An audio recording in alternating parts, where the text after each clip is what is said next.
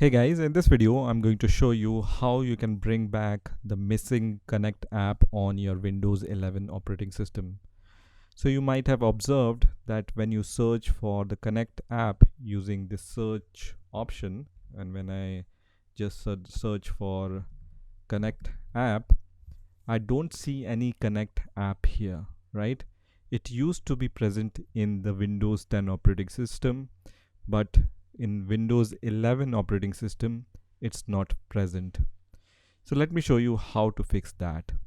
So for that you need to open the settings app. You can open the settings app by just clicking on your Windows start icon and then clicking on the settings, or when you click on search option you can search for settings from here also and then click on settings app.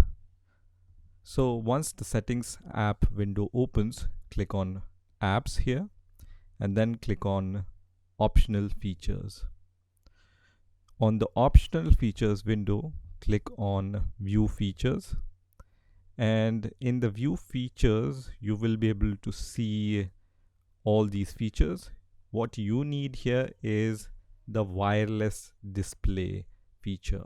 Okay, so search for wireless display, and once this result appears you just need to check this checkbox, which is around 2.49 megabyte at the time of making this video, and then click on next and then click on install, which is going to install this wireless display app on your Windows 11 operating system.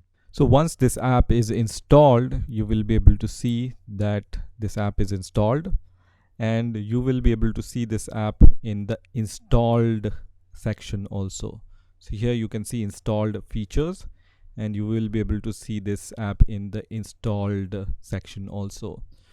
So once you see this app in the installed section, you can close the settings window and once again try to search for Connect app. So I'm going to just search for Connect app here, and this time you will be able to see this Connect app, right?